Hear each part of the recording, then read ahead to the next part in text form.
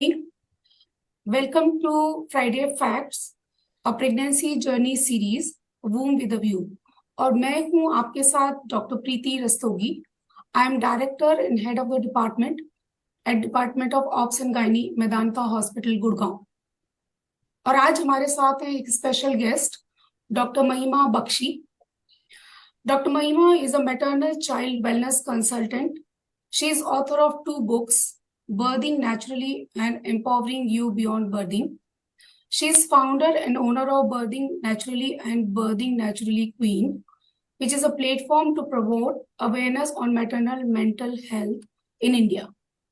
She has received many awards, and one to mention is she is being awarded in She Awards ceremony at Dubai this year only.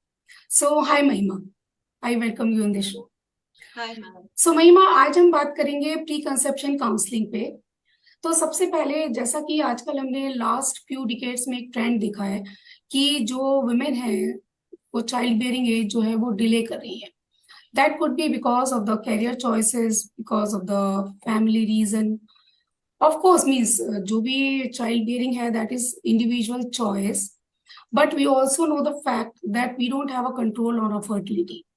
सो इस बारे में आपकी क्या राय है? सो मुझे लगता है मैम कि आज के टाइम में व्हेन वी सी विमेन और हम विमेन एम्पावरमेंट पे इतना फोकस देते हैं, सो कहीं ना कहीं women also have their hidden dreams जो आज से शायद 20 साल पहले, 40 इयर्स पहले women would not realize their own dreams. But आज के टाइम में the more realization that happens, so women have a lot of goals in their life और they have a checklist that they want to follow and tick. So I think कि कहीं ना कहीं that is definitely one of the biggest factors because of which the pregnancy or for that matter even marriages are getting delayed. But on the contrary, even where we see married couples, a lot of married couples, we also see the divorce rates going up very high. So when they're not very sure about the marriage, about the relationship, whether the marriage is going to sustain or not, because of which also women are delaying their pregnancy. So I feel ki it's not just the career, but somewhere today's divorce rate is also another factor because of which women are not able to plan a pregnancy at the right age, या फिर relationship issues और marriage issues की वजह से वो डरते हैं कहीं ना कहीं एक प्रेगनेंसी प्लान करने से, बिकॉज उनको लगता है कि मैरिज ही अगर वर्कआउट नहीं करेगा तो बेबी का रिस्पॉन्सिबिलिटी कैसे मैनेज होगा. सो आई थिंक दोनों ही रीजंस हैं आज के टाइम में. तो महिमा, you have done so much of work. आपने वुमेन के एम्पावरमेंट पे, women rights पे, women mental health, which is a very important issue, which people are not that much open about to talk about. इन सब पे इतना काम किया है. तो एक अगर हम जनरल सी एडवाइस देखते हैं प्री कंसेप्शन काउंसलिंग के लिए, तो एक जनरल एडवाइस आप आजकल के कैरियर ओरिएंटेड वुमेन को क्या देना चाहोगे? आई थिंक कि फर्टिलिटी प्रिजर्वेशन एक ऐसा टॉपिक है जो हम सबको हाईलाइट करना चाहिए. आई थिंक उस बारे में अवेयरनेस ज्यादा होनी चाहिए so that women should know that there are ways to preserve their fertility and how they can do it. I think उस पे अगर हम अवेयरनेस ज्यादा क्रिएट करें rather than telling women to plan a pregnancy at a earlier age, because वो आज के time में करना थोड़ा सा मुश्किल है. सो आई थिंक कि अगर हम प्रिजर्वेशन, फर्टिलिटी प्रिजर्वेशन ज्यादा हाईलाइट करें, सो कहीं ना कहीं women will also understand. And I am sure कि जितने लोग अभी फर्टिलिटी प्रिजर्वेशन के लिए जा रहे हैं, इससे 2 गुना या 4 गुना ज्यादा लोग ही उस अवेयरनेस के साथ जो है they will understand and preserve their fertility through egg preservation and various methods. बिल्कुल, बहुत इसके ऊपर भी चर्चा करेंगे. अब हम वापस आते हैं हमारे आज के टॉपिक पे, जो है pre conception counselling and care. And I would like to introduce 2 experts which are there with me. So Dr. Pooja Mittal, she is a senior consultant in our department. She has good 18 years of enriched experience in this field, and she expertise in high risk pregnancy care, laparoscopy laparoscopy and hysteroscopic surgeries, and menopausal and the gynae care. So hi, Dr. Pooja. And Hello. Dr. Neha. Hello, everyone. Dr. Neha has 15 years of enriched experience in this specialty. She also expertise in high-risk pregnancy and gynae laparoscopic and hysteroscopic surgery. And to her credit, she has also authored a pregnancy guidebook, which is called Tender. So that's quite nice. Hi, Pooja. Hi, Neha. Welcome to you all. Thank you, Dr. Preeti. So my first Thank you, question Dr. is Preeti. to Dr. Neha. what do you understand by pre-pregnancy counseling and care, and why do you think that it is important? So pre pregnancy counselling या pre conceptional counselling एक ऐसी visit को कहते हैं जब आप pregnancy plan कर रही हैं। आपने सोचा कि अब मुझे प्रेगनेंसी प्लान करनी है, उससे पहले आप जाकर गायनेकोलॉजिस्ट को मिलती हैं। गायनेकोलॉजिस्ट आपसे डिटेल में हिस्ट्री लेती हैं और आपकी हिस्ट्री के बेसिस पे आपके रिस्क फैक्टर्स को असेस करके वो आपको सर्टन इंटरवेंशंस बताती है। Interventions in terms of lifestyle modification, behavioural modification, intervention about what medicine to take, what vaccination to take. Basically वो सभी इंटरवेंशंस जिनको फॉलो करके हम प्रेगनेंसी के आउटकम को ऑप्टिमाइज कर सकते हैं, both for the mother's health as well as for the health of the baby. So naturally this visit becomes very important because कई बारी कुछ high risk factors होते हैं in the previous obstetric history, या कई महिलाओं को या लेडीज को they are suffering from medical problems जिनके बारे में उन्हें खुद भी पता नहीं होता है, या अगर वो जानती भी हैं तो the condition is not optimally managed, या वो कोई ऐसी दवाइयां ऑलरेडी ले रही हैं जो प्रेगनेंसी के दौरान लेना सेफ नहीं है। So then, if you are going for a preconception visit, all these factors can be taken care of so that we are ensuring a good outcome of the pregnancy. That is the importance of this visit. या बिल्कुल सही बताया आपने doctor Neha. तो आजकल ये वाला questions भी बहुत बार लोगों के दिमाग में आता है कि हम तो रिमोट जगह में हैं या हमें पता नहीं है कि कब प्री कंसेप्शन काउंसलिंग शुरू करनी चाहिए। तो डॉक्टर पूजा प्लीज बताएं कि कब क्या किसी भी वुमेन को कौन सी अपॉर्चुनिटी लेनी चाहिए अपने डॉक्टर से प्री कंसेप्शन केयर डिस्कस करने के लिए। सो डॉक्टर प्रीति, ऐसे बहुत सारे टाइम हैं जब लेडीज हमारे पास गायनेकोलॉजिस्ट के पास प्री कंसेप्शनल काउंसलिंग के लिए आ सकती है। सो इसमें सबसे इम्पोर्टेंट, सबसे जरूरी वाला जो टाइम है वो है पेरीमेराइटल काउंसलिंग। मतलब जब उनकी शादी हो रही है या शादी प्लान कर रहे हैं, तब एक कपल गायनेकोलॉजिस्ट के पास प्री कंसेप्शनल काउंसलिंग के लिए आ सकता है। इसके अलावा जब वो प्रेगनेंसी के लिए ट्राई करना शुरू करें, सो कई बार हमने देखा है कि मैरिज के बाद पहले कुछ टाइम तक they take time to settle in, couple इतनी जल्दी कोशिश ही नहीं करता है प्रेगनेंसी के लिए। तो दूसरा समय वो हो सकता है जब वो प्रेगनेंसी के लिए ट्राई करने की कोशिश करें। तीसरा समय जब वो अपने एनुअल रेगुलर हेल्थ चेक के लिए डॉक्टर के पास विजिट करती हैं, उस वक्त वो गायनेकोलॉजिस्ट के पास भी विजिट कर सकती हैं regarding this pre conceptional counselling. चौथा वक्त हो सकता है कि अगर वो किसी भी डॉक्टर के पास, फिजिशियन के पास किसी इलनेस को फेस करके गई है, then that is another time जब हम लेडीज को सेंसिटाइज कर सकते हैं कि वो अपनी जनरल हेल्थ का ख्याल रखे। वो सभी तरह के जो रिस्क फैक्टर्स हैं जो आने वाली प्रेगनेंसी या आने वाले बच्चे को इफेक्ट करेंगे, उसके बारे में वो उनको नॉलेज इम्पार्ट कर सकते हैं। तो ये एक और टाइम है जब लेडीज हमारे पास आ सकती है।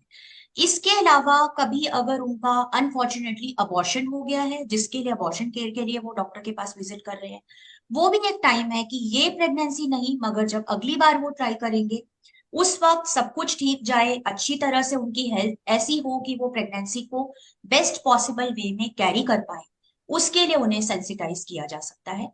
दूसरा, एक पॉजिटिव प्रेगनेंसी टेस्ट मिलने पर, ये भी एक टाइम है। कई बार हमारे पास कपल्स आते हैं, उनका पीरियड मिस है गर्ल का, एंड जब प्रेगनेंसी टेस्ट की तो प्रेगनेंसी टेस्ट पॉजिटिव है मगर ब्लड टेस्ट में पॉजिटिव नहीं है। So this is another time जब प्रेगनेंसी की कोशिश की गई मगर कोशिश फेल हुई, फ्रूटफुल नहीं हुई। तो ये भी एक टाइम है जब हम उनको प्री कंसेप्शनल काउंसलिंग के लिए काउंसिल कर सकते हैं और सेंसिटाइज कर सकते हैं। ठीक है, बढ़िया। सो डॉक्टर ने ये बताया, अभी हम जैसे मैं और महिमा बात कर रहे थे कि आजकल जो लास्ट फ्यू डिकेड्स में ट्रेंड देखा गया है कि womens are delaying the pregnancy, तो उस टाइम पे जो प्री प्रेगनेंसी काउंसलिंग या केयर बहुत इंपॉर्टेंट हो जाती है। तो हमारी क्या गोल है, मतलब अगर कोई लेडी या वुमेन अगर गायनी कंसल्टेशन के लिए आती है for pre conception care, so what are we aiming for? हमारा एकमात्र गोल होता है प्री कंसेप्शनल विजिट का, और वो होता है एक हेल्दी और ऑप्टिमाइज्ड प्रेगनेंसी आउटकम। वो हमारा गोल है। उस गोल को अचीव करने के लिए we advise the lady to do certain things. सबसे पहले हम उसको बताते हैं the importance of having a pregnancy at the right age. Mahima said that we shouldn't be telling women to have a pregnancy at an early age.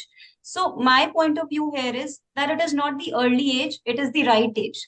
Because biological clock किसी के लिए रुकता नहीं है, वो टिक टिक टिक करके चलता जाता है, और after the age of 35 years there is definitely a decline, not only in the number of eggs but also in the quality of eggs. So as doctors we always take an opportunity to stress upon this fact कि pregnancy करने के लिए एक अच्छा as होता है if they are able to complete their pregnancy before the age of 35 years. बढ़ती उम्र के साथ काफी कॉम्प्लिकेशंस बढ़ जाते हैं. इसके अलावा हेल्दी खाना, जंक ना लेना, टाइम पर सोना, at least 6 to 8 hours of sleep लेना, अपने आप को डी स्ट्रेस करना, अल्कोहल का इंटेक मिनिमाइज करना, स्मोकिंग के इंटेक को इफ पॉसिबल बंद करना, एक हेल्दी बॉडी वेट अचीव करना, ये सभी बहुत इंपॉर्टेंट बिहेवियरल मॉडिफिकेशंस हैं. एंड प्री कंसेप्शन विजिट एक बहुत अच्छा टाइम होता है बिकॉज इस वक्त लड़कियां मोटिवेटेड होती हैं उस लाइफस्टाइल को अडॉप्ट करने के लिए. सो डेफिनेटली ये सब चीजें करने से प्रेगनेंसी के आउटकम में बदलाव आता है, एक अच्छा बदलाव आता है. ऑफ कोर्स इसके अलावा हम उनकी मेडिकल हिस्ट्री को देखते हैं. अगर उनको थायराइड की प्रॉब्लम है, शुगर की प्रॉब्लम है, या अनेकों ऐसी मेडिकल प्रॉब्लम्स होती हैं जिसके लिए वो ऑलरेडी दवाएं ले रही हैं, तो उन दवाओं को हम रिव्यू करते हैं. किस दवा को वो कंटिन्यू कर सकती हैं, कितनी डोज में कंटिन्यू करनी है, ये सब हम उनको बताते हैं. And then definitely we do discuss about the fertile period. What is the time जब प्रेगनेंसी होने के चांसेस मैक्सिमम है, और how they should try for the pregnancy. कुछ वैक्सीन्स हैं जिसके बारे में अभी हम आगे बात करेंगे, जो उन्हें प्रेग्नेंट होने से पहले आइडियली लेनी चाहिए. सो जब ये सब बातें हम डिस्कस करते हैं and this advice is followed by the couple, it definitely helps to improve the pregnancy outcome. And definitely that is the goal of the pre conception counselling and the pre conception visit. एक question आया हमारे पास कि what is the ideal age for pregnancy. So हम जब पढ़ते हैं medical college में तो हमें बताया जाता है कि first pregnancy before 30 and second pregnancy before 35. But of course आजकल हम ये ट्रेंड नहीं दिख रहे हैं. बट हमारी एडवाइस ये होती है कि if you are getting married later in the life which is not in somebody's control, तो प्रेगनेंसी जो है वो ज्यादा डिले नहीं करनी चाहिए, जल्दी से जल्दी प्लान कर लेनी चाहिए. नेक्स्ट मैं डॉक्टर महिमा आपसे पूछना चाहूंगी कि you have promoted natural birthing also, right? So what are the different measures a women should take, ये थोड़ा हमारे टॉपिक में नहीं है बट फिर भी, to avoid complications in pregnancy. Definitely ma'am, जैसे डॉक्टर नेहा और डॉक्टर पूजा ने भी मेंशन किया है कि लाइफस्टाइल आज के टाइम में बहुत जरूरी है सही फॉलो करना. Not just the pre pregnancy phase but even once they conceive, during the entire 9 months journey, even later on when they are breast feeding. उनका लाइफस्टाइल जितना सही रहेगा उतना उनके ऑफ कोर्स कॉम्प्लिकेशंस के चांसेस कम रहेंगे. एंड आई थिंक कि कहीं ना कहीं जैसे जैसे हमें मॉडर्नाइजेशन आ रहा है, जो फिजिकल एक्टिविटी है वो बहुत ज्यादा रिड्यूस हो गई है आज के लाइफस्टाइल में. एंड बहुत सी प्रेग्नेंट वुमेन को ये भी लगता है कि अगर मैं प्रेग्नेंट हूँ तो मुझे एक्सरसाइज नहीं करना है, या वॉक पे नहीं जाना है, या रिस्ट्रिक्टेड टू बेड रहना है, because I am pregnant I should not move around much. So I think कि आज के टाइम में women can understand that if medically you are fit and your gynaecologist has allowed, तो 100% आपको physically active रहना है, आपको एक्सरसाइजेस करनी है, आप घर के जितने काम खुद कर सकते हैं आपको वो भी करना है, रेगुलर वॉक्स पे भी जाना है, और घर का खाना ज्यादा से ज्यादा खाना है. अगर हम आज के कॉर्पोरेट कल्चर में देखिए, जितने ज्यादातर वर्किंग कपल्स हैं उन लोगों को घर में खाना बनाना या खाने का टाइम नहीं मिलता है, और ज्यादातर ऐसे कपल्स जो हैं they prefer to order food online. So I feel कि प्रेगनेंसी में एक वो बहुत बड़ा फैक्टर बन जाता है कि जो एक घर का खाना है वो प्रेग्नेंट लेडीज बहुत कम खा पाती हैं. सो अगर ये दो बेसिक मॉडिफिकेशंस किए जाएं, इसके साथ ही साथ 100% हम GDM या जेस्टेशनल हाइपरटेंशन जैसे रिस्क को प्रिवेंट कर सके. इन दोनों चीजों के जरिए उनका वेट भी कंट्रोल में रहेगा, एक्सेसिव वेट गेन भी नहीं होगा. So it will definitely help them to reduce complications. And mental health is definitely very important कि उन्हें बहुत ज्यादा स्ट्रेस कैरी नहीं करना है. कई प्रेशियस प्रेगनेंसीज होती हैं जिसमें मदर पूरे 9 months बहुत एंशियस रहती है कि क्या होगा, कैसे होगा, प्री मैच्योर डिलीवरी तो नहीं होगा, स्कैन्स में बेबी ग्रोथ ठीक आ रहा है कि नहीं आ रहा है. सो वो स्ट्रेस भी कहीं ना ना कहीं प्री टर्म लेबर भी कॉज कर सकता है। सो आई थिंक कि ये जरूरी है मदर्स को समझना कि ये 3 बेसिक चीजें हैं, फिजिकल एक्टिविटी, डाइट और मेंटल हेल्थ। अगर ये 3 बेसिक चीजों का वो खास ध्यान रख पाएंगी तो काफी हद तक वो अपने कॉम्प्लिकेशंस को प्रेगनेंसी में रिड्यूस कर सकती हैं। And 100% listen to your gynaecologist, जो वो बोले आंख बंद करके उसको फॉलो करो। बिल्कुल, बहुत सही। तो डॉक्टर पूजा, जैसे डॉक्टर नेहा ने बोला कि कुछ वैक्सीनेशन है जो हम कई बार जब प्री कंसेप्शन ए टाइम में देखते हैं वुमेन को तो हम एडवाइस करते हैं। तो मैं चाहूंगी कि आप ये वैक्सीनेशन के ऊपर थोड़ा सा हाईलाइट डालें। कुछ ऐसी बीमारियां हैं जो अगर प्रेग्नेंट लेडी को होती हैं तो बहुत ही डिजास्टर्स कॉन्सिक्वेंसेज उसके हैं बेबी के लिए और मदर के लिए भी। तो ये बहुत अच्छा टाइम है जो प्री कंसेप्शनल काउंसलिंग का टाइम है कि उन बीमारियों के लिए गर्ल्स को वैक्सीनेट किया जा सकता है। So one of them is rubella, क्योंकि रुबेला जो है जिसे जर्मन मीजल्स भी बोलते हैं, अगर ये चाइल्डहुड में होता है तो बड़ा ही माइल्ड सा इलनेस है जिसमें थोड़ी रैश और फीवर आती है, लेकिन अगर प्रेग्नेंट लेडी तो को होता है तो बेबी पर बहुत बुरा असर पड़ सकता है। तो रुबेला एक ऐसी बीमारी है जिसके लिए वैक्सीनेट कराया जा सकता है। दूसरी बीमारी है चिकन पॉक्स, क्योंकि चिकन पॉक्स भी अगर प्रेगनेंसी में हो तो कई बार कई सिचुएशंस में बेबी के लिए अच्छा नहीं होता। तीसरी एक हमारी बीमारी आती है हेपेटाइटिस बी। अब हेपेटाइटिस बी की वैक्सीनेशन वैसे तो जो गवर्नमेंट ऑफ इंडिया की यूनिवर्सल वैक्सीनेशन पॉलिसी उसमें इंक्लूडेड है, इसलिए आजकल हमारी कंट्री में बच्चों को ही लगा दी जाती है ये वैक्सीन। लेकिन किसी कारण से अगर हमारे पास कोई ऐसा कपल आता है जिन्होंने ये वैक्सीन नहीं ली तो हम ये वैक्सीन भी उनको दे सकते हैं। चौथी बात आती है हमारे पास जो हमारी सर्वाइकल कैंसर वैक्सीन है जो कि ह्यूमन पैपिलोमा वायरस वैक्सीन। तो ह्यूमन पैपिलोमा वायरस एक सेक्सुअली ट्रांसमिटेड वायरस है और ये बहुत ही इंपॉर्टेंट कारण है फ्यूचर में सर्विक्स का जो कैंसर है, जो बच्चेदानी के मुंह का कैंसर है, उसको कॉज करता है। फॉर्चुनेटली इसके लिए भी आजकल बहुत इफेक्टिव वैक्सीनेशन अवेलेबल है और प्री कंसेप्शनल काउंसलिंग भी वो टाइम हो सकता है जब हम जो कपल आए हैं उनसे बात करके अगर ये वैक्सीनेशन उन्होंने पहले से नहीं ली है तो ये वैक्सीनेशन हम उन्हें ऑफर करते हैं। इसके अलावा वैक्सीनेशन के अलावा मैं ये भी कहना चाहूंगी कुछ बीमारियों के लिए स्क्रीनिंग भी, जिसके बारे में हम आगे बात करेंगे, जैसे डायबिटीज और थायराइड, ये भी वो चीजें हैं जो हम प्री कंसेप्शनल काउंसलिंग के टाइम उनको ऑफर कर सकते हैं और उनके लिए अच्छे हैं। या थैंक यू पूजा। सो नेहा, अभी 2-3 क्वेश्चन आए हैं कि थायराइड के बारे में। सो ये हमने देखा है बहुत बार कि थायराइड जो है इम्पोर्टेंट इशू है और हमारी एडवाइस ये रहती है कि थायराइड की मेडिसिन जो है वो वुमेन को कंटिन्यूअसली लेना चाहिए। लेकिन हमने अपनी क्लिनिकल प्रैक्टिस में ये भी देखा है कि लोग बीच में थायराइड मेडिसिन अपने आप लेना बंद कर देते हैं और उसके रहते कई बार उनका थायराइड बहुत बढ़ जाता है। तो क्या इंपॉर्टेंस है थायराइड की, क्यों थायराइड कंट्रोल में रहना चाहिए प्री कंसेप्शन टाइम में? प्री कंसेप्शनल टाइम और अर्ली प्रेगनेंसी का टाइम थायराइड कंट्रोल के लिए बहुत ही जरूरी होता है, क्योंकि ये एक ऐसा वक्त होता है कि जबकि बच्चे का अपना थायराइड ग्लैंड फंक्शन नहीं कर रहा है। प्रेगनेंसी के शुरू के 8 से 10 हफ्ते तक बच्चे का थायराइड ग्लैंड फंक्शन नहीं करता है और इसीलिए इस टाइम पे वो कंप्लीटली और टोटली उस थायराइड हार्मोन पे डिपेंडेंट होता है जो माँ का बॉडी बना रही है।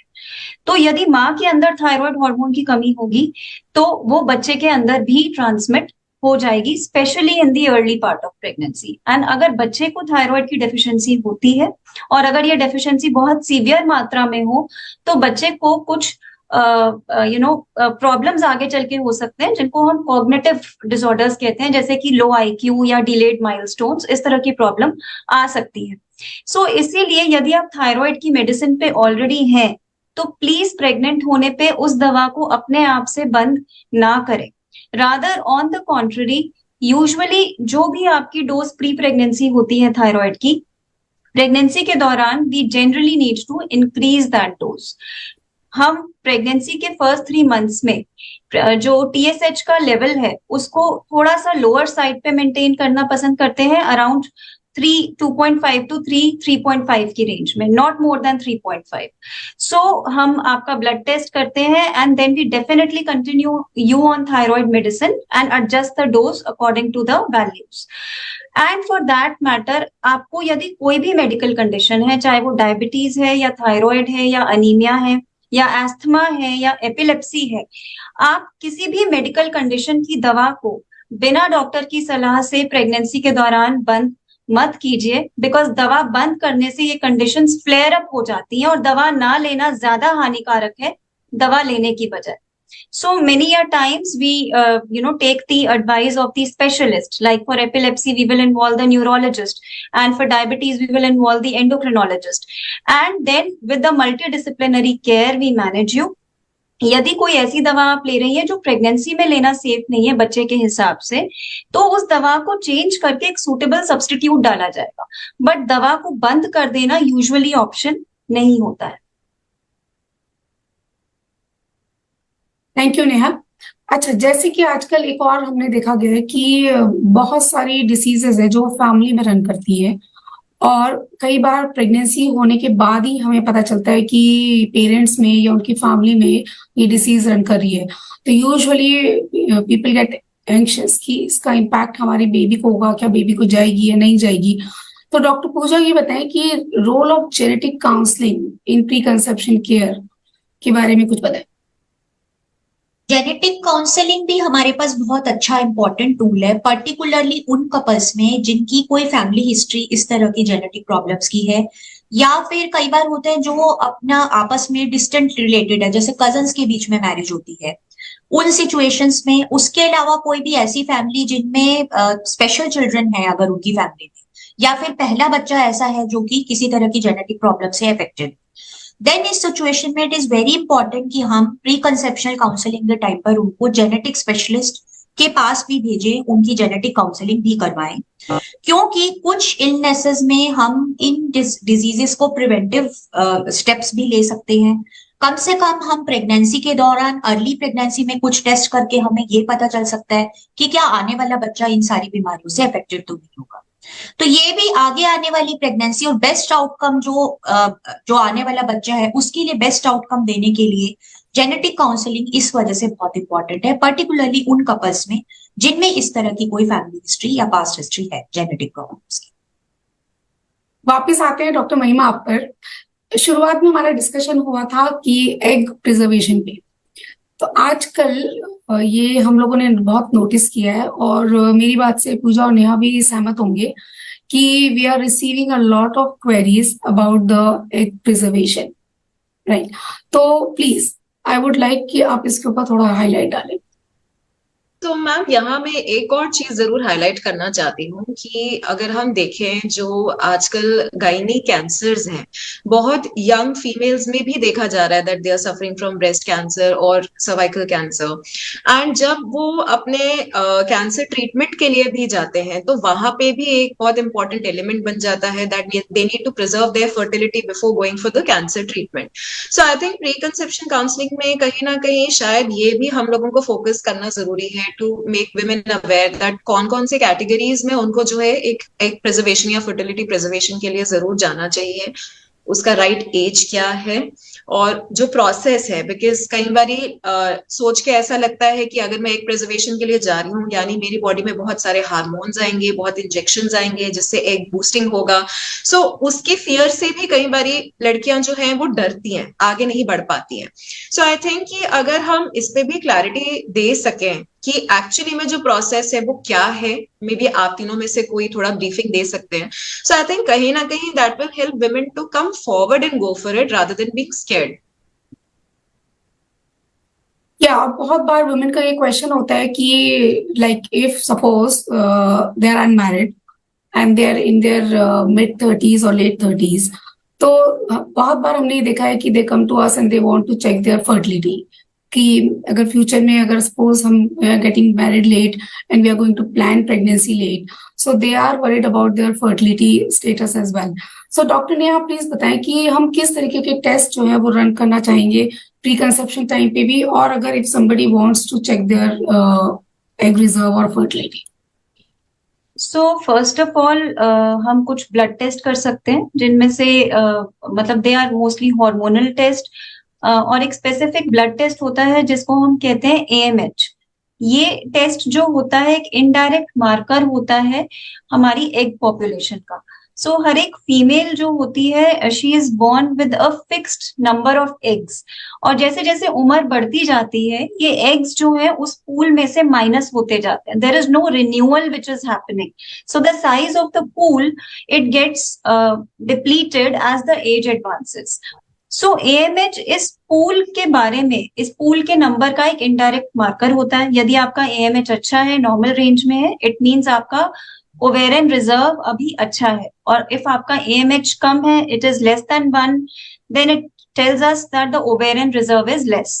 साथ ही साथ कुछ there are other hormonal test जो पीरियड के दूसरे या तीसरे दिन किए जाते हैं, जो हमें बताते हैं कि आपकी जो ओवरीज हैं, how well they are functioning. Apart from this, it is very important to know that fertility or pregnancy happens with both the partners. So, in the initial visit only, it is very important to check the male partner also.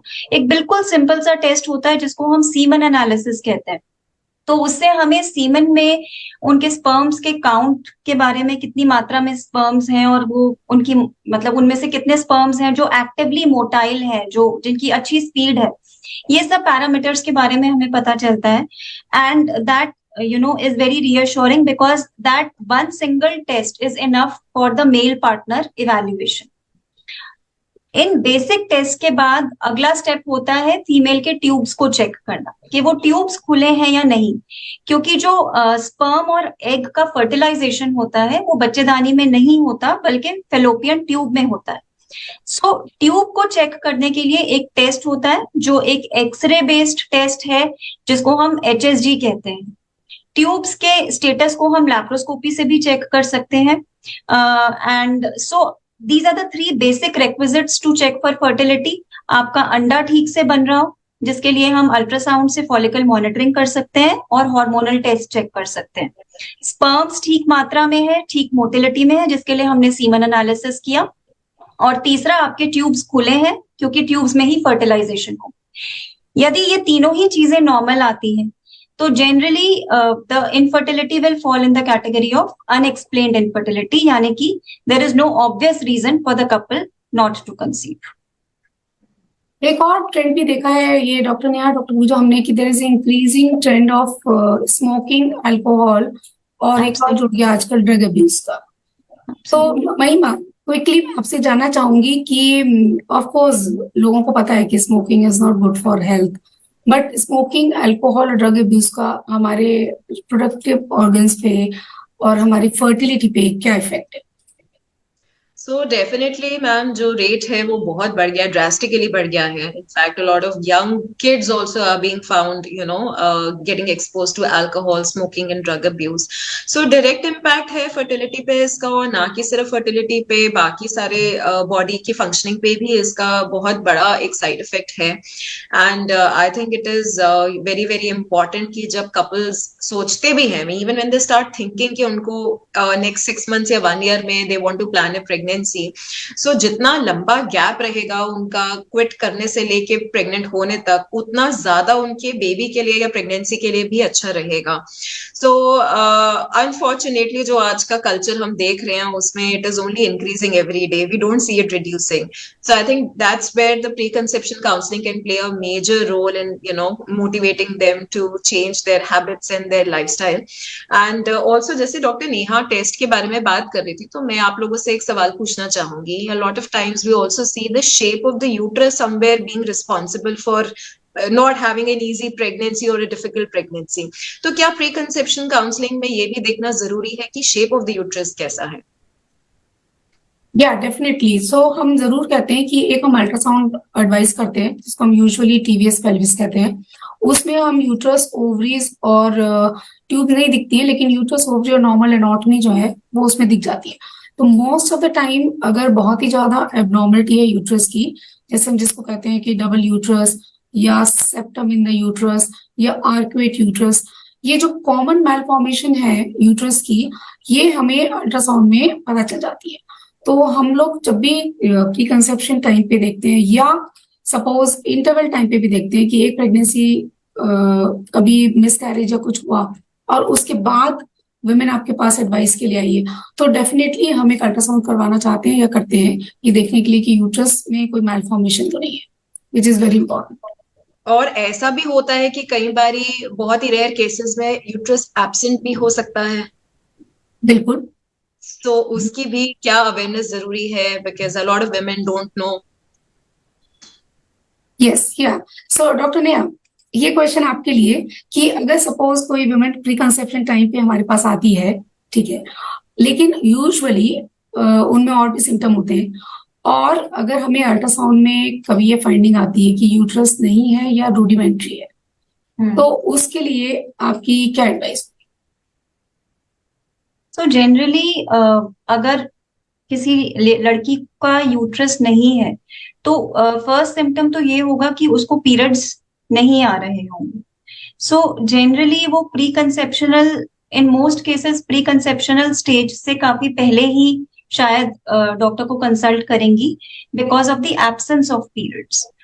And this usually happens because of some genetic reasons, क्योंकि उनका जो chromosomal या genetic makeup होता है वो normal नहीं होता, तो उसके कारण उनकी अंडेदानी तो ठीक से बनी होती है और वो हार्मोन भी प्रोड्यूस कर रही होती है, जिसके कारण उनका ब्रेस्ट डेवलपमेंट और प्यूबिक हेयर डेवलपमेंट, माने जिन चीजों को हम सेकेंडरी सेक्सुअल कैरेक्टर्स कहते हैं, वो नॉर्मली डेवलप्ड होते हैं। एक वजाइनल ओपनिंग भी होगी लेकिन वो ब्लाइंडली एंड कर रही होगी, लेकिन यूट्रस नहीं डेवलप होता, इसलिए पीरियड्स नहीं आते हैं उन लड़कियों को।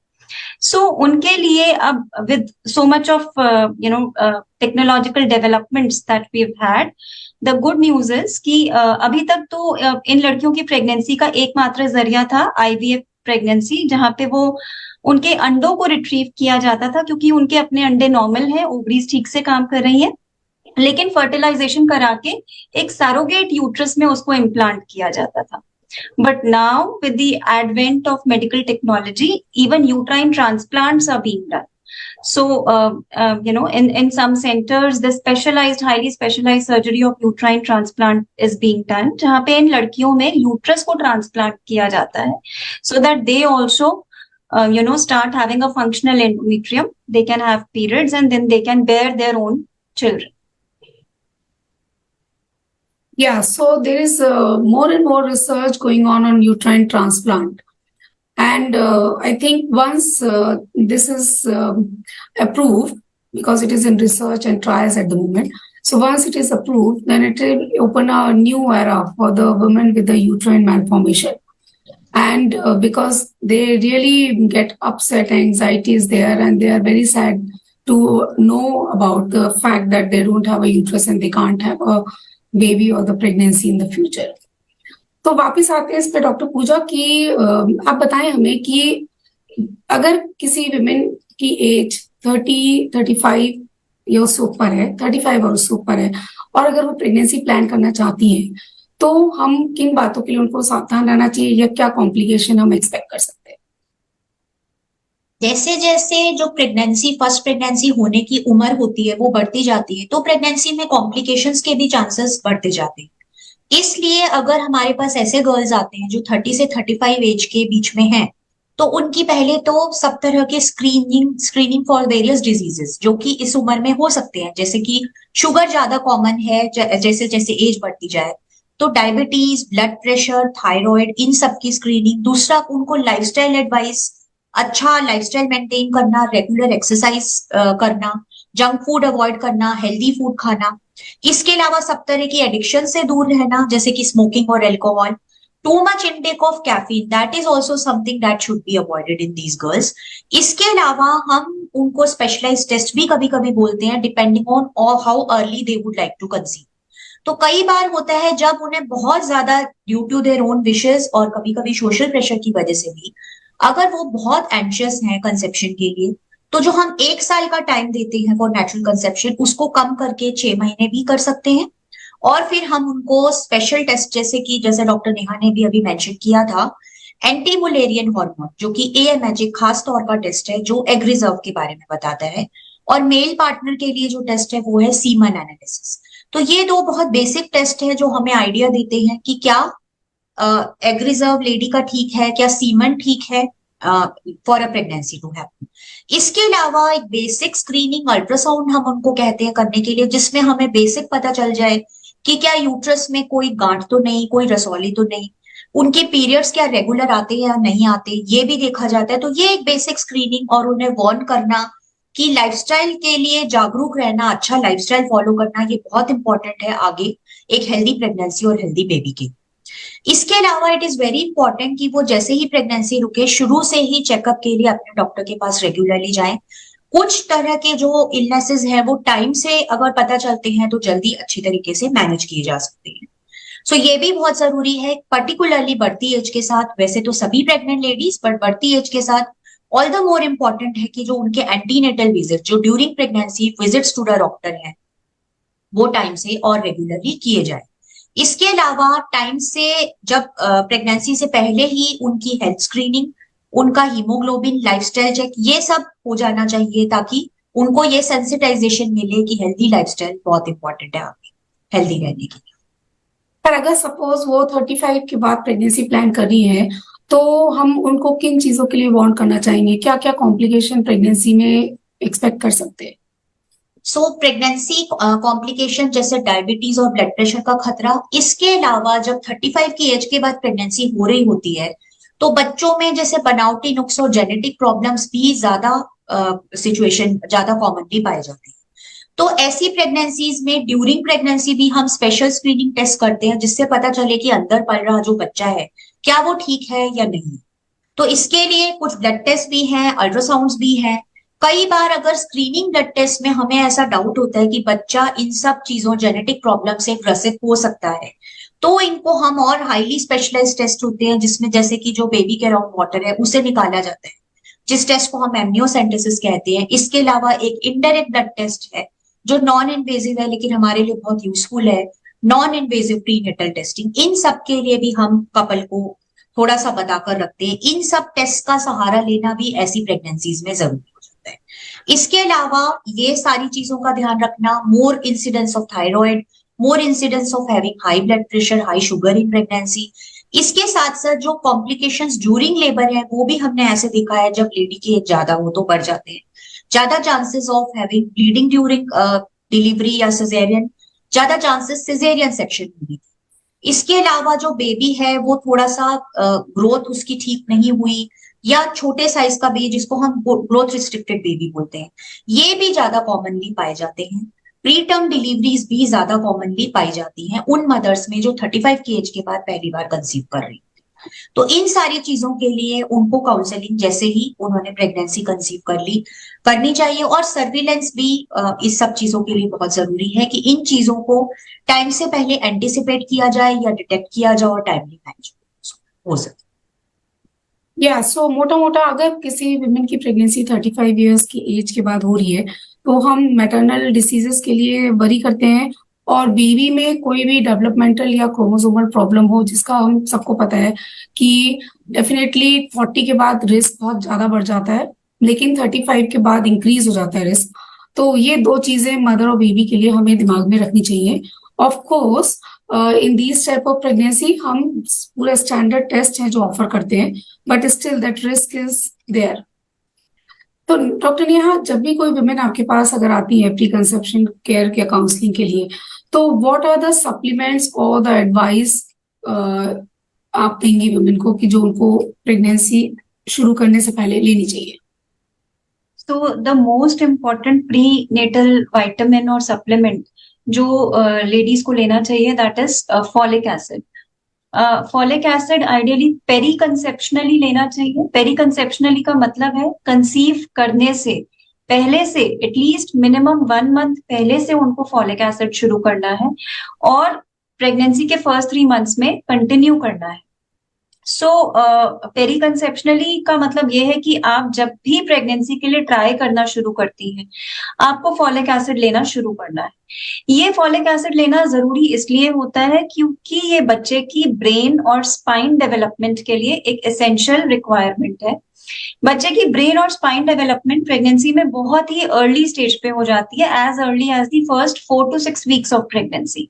So many times by that time women are not even aware that they are pregnant, and that is why we tell them कि प्रेग्नेंट होने से पहले ही फॉलिक एसिड आप लेना शुरू करें। फॉलिक एसिड की जो रिक्वायरमेंट होती है वो 400 माइक्रोग्राम्स पर डे होती है, लेकिन देर आर सम सिचुएशंस जैसे कि अगर लेडी का वजन ज्यादा है या लेडी डायबिटिक है या लेडी एपिलेप्सी के लिए यानी दौरों के लिए कोई दवाई ले रही है, एंटी एपिलेप्टिक्स पे है, सो इन सिचुएशंस में we prescribe a higher dose of folic acid which is 5 milligrams per day. Also अगर पहले उसका कोई प्रेगनेंसी में ऐसा बच्चा हुआ है जिसको कोई न्यूरल ट्यूब डिफेक्ट है, तो again she is a candidate for a high dose folic acid which is 5 milligrams per day.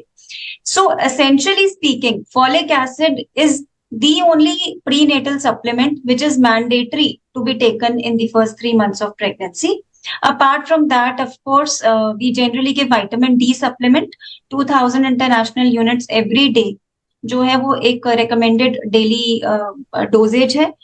And उसके अलावा आप healthy खाइए, and then we generally add on the other supplements like iron and calcium later on in pregnancy beyond the first 3 months. Doctor महिमा, तो अभी तक हमने discuss किया अगर लेट प्रेगनेंसी कुछ हो रही है तो उसके लिए हमें किन किन चीजों का ध्यान रखना चाहिए, but I want to discuss with you that what is the importance, that why do we say कि आप अर्ली प्रेगनेंसी करो, what is the advantage of having pregnancy at an early age का वी आर डिस्कसिंग और talking about between 20 to 30. So 100% natural conception के chances ज़्यादा हैं, fertility is always better, the quality of the eggs are better, पूरी pregnancy में complications के chances कम रहते हैं, delivery के time भी कोई complications होने के chances कम रहते हैं, and the outcome of the baby health if we say कि जो chromosomal abnormalities के risk है वो कम रहते हैं, and overall a mother feels much more fitter in terms of taking care of herself and the baby. So अगर हम energy levels की भी बात करें, so I think health-wise also the mother will definitely feel that she can be on her toes to take care of herself and the baby. But with as the age age आगे बढ़ता है और mothers late age में pregnancy plan करती हैं, तो कहीं ना कहीं mothers का overall physical fitness या जो energy levels हैं, I'm sure कि comparatively उसमें भी एक difference आता है to take care of themselves, the house, the job, the baby. So I think earlier the better. Yeah, I know. So sometimes we do have patients जिनका जैसे first baby हुआ before 30 and then they have planned the second baby somewhere around 35. So most of the time we are seeing people saying that इतनी energy नहीं है इस pregnancy में tiredness जैसी है, पहली प्रेगनेंसी तो मुझे पता ही नहीं चली, वो हो गई, कब हो गया, कब डिलीवरी हो गई, कुछ नहीं पता चला, लेकिन ये प्रेगनेंसी तो शुरू से इतनी भारी लग रही है कि कब कैसे पूरा 9 month निकलेंगे ये पता नहीं है. तो इसीलिए हमारी एडवाइस यही रहती है कि earlier you plan the better it is for the women health, right. Of course because of the different constraint and the women choice, even if you are planning to have pregnancy at the later age, then as we discussed that egg freezing is an important option and the women should be aware of this option. So they need to be an empowerment of their decision when do they want to plan the pregnancy, right? So Dr. Neha, मुझे आपसे ये बात पूछना है कि if somebody wants to go for the egg freezing, so आप अगर suppose आपके पास कोई वुमेन आती है and they want to discuss, तो हमारी क्या एडवाइस होती है, क्योंकि उनको they have just done a research and read on internet saying that the egg freezing is an option, but as a doctor हमारी रिस्पॉन्सिबिलिटी होती है उनको सारा समझाना और क्या आगे प्रेगनेंसी के लिए प्रोसीजर फॉलो होगा वो भी बताना. तो क्या आप इसके ऊपर हाईलाइट करें? सो कुछ इंडिकेशंस या कंडीशंस होती हैं जहां पे फर्टिलिटी प्रिजर्वेशन या एग फ्रीजिंग एक जरूरत हो जाती है, जैसे डॉक्टर महिमा ने पहले मेंशन किया था अबाउट कैंसर ट्रीटमेंट्स. तो कैंसर के लिए आपको रेडियोथेरेपी लेना है या कीमोथेरेपी लेना है, और इस तरह की थेरेपीज जो है वो ओवरी के फंक्शन को खत्म कर देती हैं, तो इसलिए आगे प्रेगनेंसी की पॉसिबिलिटी नहीं रहती. इन कंडीशंस में वो रेडियो या कीमोथेरेपी शुरू करने से पहले अपने एग की फ्रीजिंग करा लेना एक हमेशा बहुत it is a very good option for these girls, so that later on also they can conceive with their own eggs and they can have their own biological child. लेकिन दूसरी तरफ आजकल एक चलन चला है of its just a social egg freezing, that अभी हमें शादी नहीं करनी है, अभी हमें शादी कर ली है लेकिन अभी हमें बच्चे नहीं करने हैं, तो कोई बात नहीं, we can just deposit our eggs and have a good time in our lives, and then later on जब हमारा मन करेगा तब हम उन एग्स को यूज करेंगे. But then they should understand कि it's not a very easy process and it comes with its own baggage of side effects. So definitely जो भी चीज नेचर के साथ की जाए और सही वक्त पे की जाए उसमें कॉम्प्लिकेशंस होने के चांसेस हमेशा कम होते हैं. फ्रोजन एग्स की क्वालिटी को गारंटी करना after 5 to 10 years is not very easy. Many year times जब फ्रोजन एम्ब्रियो ट्रांसफर्स के बाद प्रेगनेंसीज होती हैं तो उन बच्चों में जेनेटिक प्रॉब्लम्स होने के रिस्क ज्यादा होते हैं. डेफिनेटली ये सब प्रेगनेंसी के प्रोसेस के लिए they will have to go through the process of assisted conception या आईवीएफ. वो अपने आप में एक इमोशनली और फिजिकली और फाइनेंशियली इन्वॉल्विंग प्रोसेस है. सो ये सब बातों को ध्यान में रखते हुए ही इस तरीके के डिसीजंस लिए जाने चाहिए. As doctors, as gynaecologists and obstetricians more so, I think I would urge all women to try to have their own natural pregnancies if everything is conducive between the ages of 25 to 35 years, and only if it is medically indicated then they should consider options like egg freezing, not otherwise. या absolutely, क्योंकि कुछ चीजें हैं जो उनको पता रहनी चाहिए कि अगर वो एग फ्रीजिंग के लिए जा रहे हैं तो definitely that is an option. But future में कभी भी अगर प्रेगनेंसी होगी तो वो फिर वो आईवीएफ के लिए ही जाना पड़ेगा. Plus it is also important for them to understand कि जहाँ पे एग फ्रीजिंग कराई है मोस्टली उसी सिटी में उनको जाके वापस आईवीएफ कराना पड़ेगा. अगर मैरिज के पहले हम एग फ्रीजिंग कर रहे हैं, sometimes you migrate after marriage and then coming back to that city where you have got the frozen egg for the IVF is sometimes can be problematic, or sometimes the circumstances might change. So that is why if we discuss all these factors and they understand, then sometimes people change their mind. They said, okay, fine, it's better to plan pregnancy naturally at right age rather than going into these options. एक question आ रहा है doctor Pooja कि what is retrograde. I think this is retroverted uterus for the mean. So what is retroverted uterus? So retroverted uterus, जो uterus है बच्चेदानी है, उसकी एक पोजीशन है, एक नेचुरल पोजीशन है.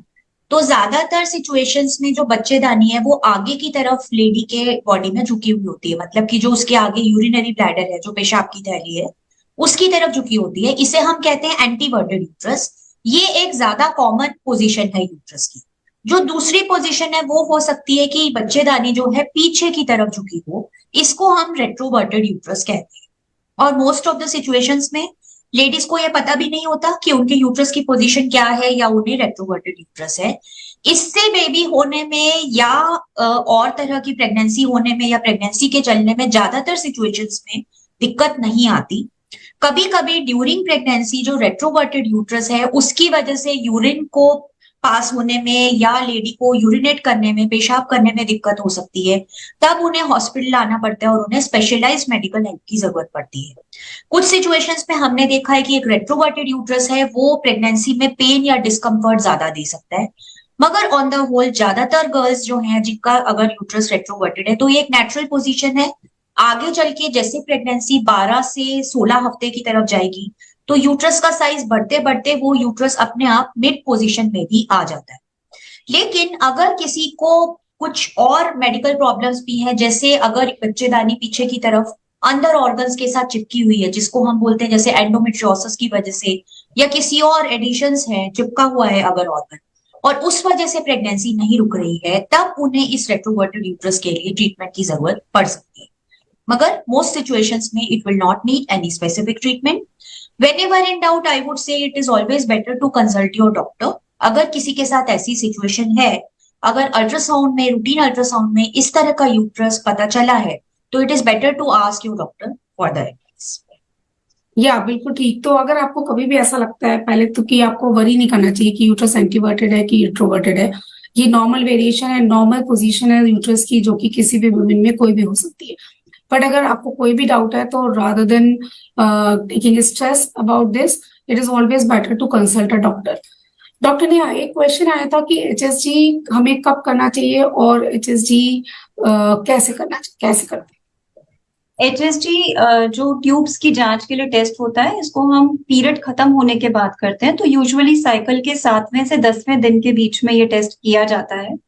ये एक एक्सरे बेस्ड टेस्ट है जो मतलब रेडियोलॉजी के सेंटर पे ही किया जाता है। इसमें हम वजाइना के थ्रू आपके बच्चेदानी के अंदर एक डाई पुश करते हैं और डाई पुश करते समय एक्सरे की फिल्म ली जाती है। तो यदि आपके ट्यूब्स ओपन है तो उस डाई की मूवमेंट ट्यूब के थ्रू हम विजुअलाइज कर सकते हैं, और अगर ट्यूब ओपन है तो ट्यूब से बाहर निकलती हुई डाई हमें नजर आती है। यदि हमें वो ट्यूब से बाहर निकलती हुई डाई नजर नहीं आती है तो इसका मतलब उस ट्यूब में ब्लॉकेज है, तभी वो डाई ट्यूब से बाहर नहीं निकल पाई। ये थोड़ा सा पेनफुल टेस्ट होता है जिसमें महिलाओं को थोड़ा डिस्कम्फर्ट होता है।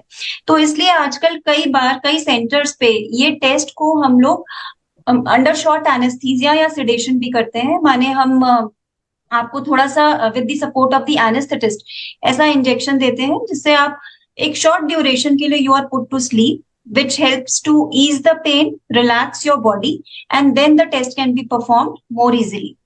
Another alternative, therefore, to do this painful test is to go in for a laparoscopy, जो कि अंडर फुल एनेस्थीसिया किया जाता है, और इसलिए वो एक 100% कंफर्मेटरी टेस्ट होता है क्योंकि उसमें कोई भी फॉल्स पॉजिटिव रिजल्ट्स हमें नहीं मिलते हैं।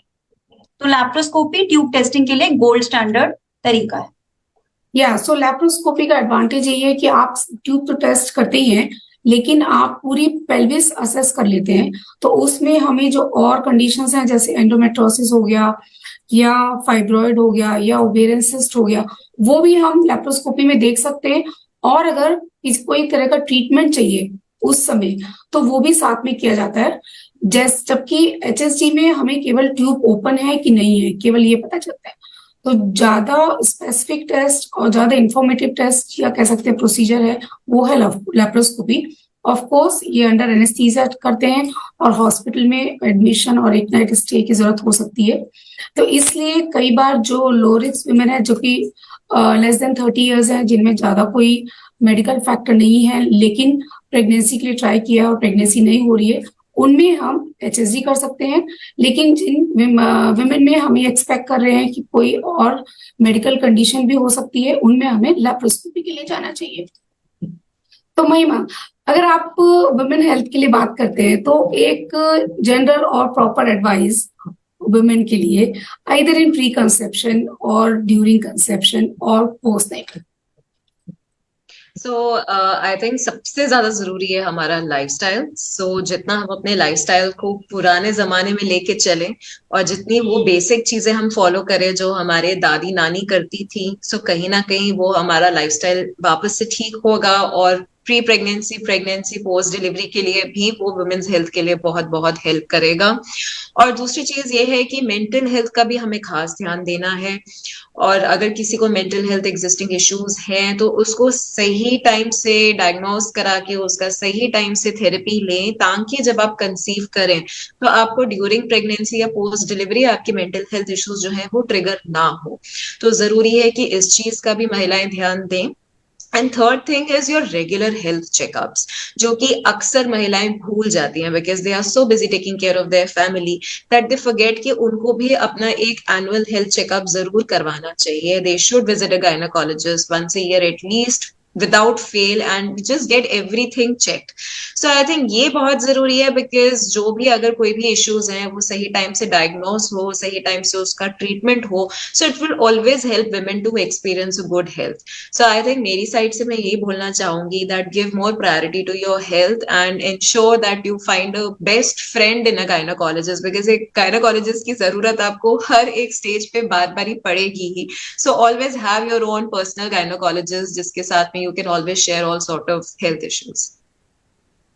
So जैसे कि आजकल कॉर्पोरेट कंपनी है, they are also promoting annual health checkup. That is one advantage, or you can say women can take advantage of that and do a regular health check. So it's very important to do a yearly health check.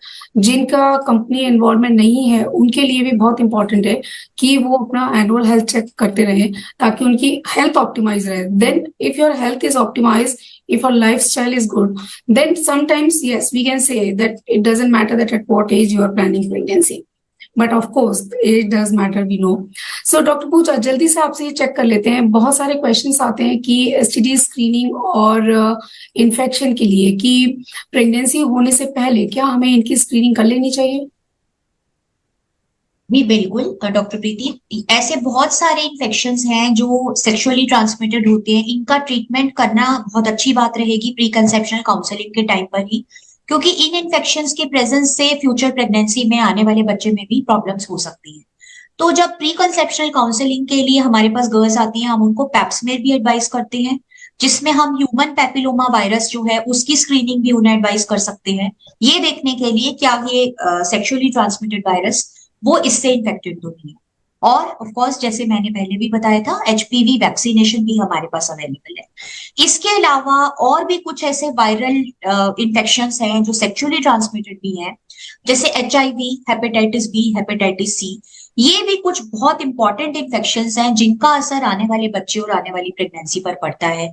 Syphilis है जैसे, सो इन सबको भी test करना, ये भी pre conceptional counselling का एक part है और ये भी हम डेफिनेटली करना चाहिए और हम करते हैं अगर हमारे पास गर्ल्स इस चीज के लिए आती है। इसके अलावा कई बार हमने देखा है कि वेजाइनल इचिंग, वेजाइनल डिस्चार्ज या वेजाइनल फंगल इन्फेक्शंस हैं, ये सब भी कभी कभी होते हैं गर्ल्स में। इनसे आने वाली प्रेगनेंसी में कॉम्प्लिकेशंस जैसे प्रीटर्म लेबर है, जो टाइम से पहले वाटर बैग फट जाना और पानी छूटना, इसके अलावा डिलीवरी के टाइम पर बेबी को भी इन्फेक्शन ट्रांसमिट होना, ये सब चीजें भी कॉम्प्लिकेशंस वेजाइनल इन्फेक्शंस की वजह से बढ़ती है।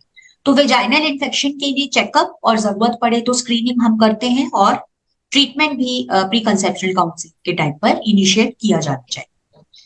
बिल्कुल सही डॉक्टर पूजा, और मैं जल्दी से याद करा दूं, जैसा हमने पहले डिस्कशन में कहा है कि प्रेगनेंसी होने से पहले कुछ वैक्सीनेशन है जो हम एडवाइस करते हैं कि वुमेन को ले लेना चाहिए, जिसमें एक हेपेटाइटिस बी इंपॉर्टेंट है, रूबेला वैक्सीन इंपॉर्टेंट है, और आजकल ह्यूमन पैपिलोमा वायरस के अगेंस्ट जो वैक्सीन है जिसको हम सर्वाइकल कैंसर वैक्सीन कहते हैं, वो भी आजकल वुमेन को ले लेना चाहिए। आजकल ये हम एडवाइस करते हैं to start from 9 years of age, लेकिन कभी भी किसी भी वुमेन को अगर कभी भी गायनेकोलॉजिस्ट के पास जाते हैं मिलने, तो उन्हें जरूर इस बात का ध्यान रखना चाहिए और ये वैक्सीनेशन डिस्कस करने चाहिए। डॉक्टर ने जल्दी से कोई भी वुमेन अगर प्रेगनेंसी प्लान कर रही हो तो उनको आप क्या एडवाइस देना चाहेंगे? प्लान प्रेगनेंसी करें, टाइम पर करें, प्रेग्नेंट होने से पहले डॉक्टर से मिलने जाएं प्री कंसेप्शनल विजिट के लिए, उनकी एडवाइस को फॉलो करें, लाइफस्टाइल मॉडिफिकेशन करें, एडिक्शंस को गिव अप करें, हेल्दी वेट करें, हेल्दी खाएं, फर्टाइल पीरियड में ट्राई करें, और यदि 6 महीने तक ट्राई करने पे प्रेगनेंसी नहीं होती है तो फिर से डॉक्टर के पास जाएं। Thank you. तो जैसा कि आपने सुना कि lifestyle modification, healthy lifestyle, healthy eating and regular checkup is a key for any women health and for any healthy pregnancy and for a healthy baby. So thank you very much. I would like to especially thank Dr. Mahima जिन्होंने अपना time निकाला और हमारे साथ इस discussion में आई, and thank you Dr. Neha and Dr. Pooja. और please you keep watching us. We are going to be back on 19th of January with the next session. Thank you everyone. Bye bye. Thank you very much everyone.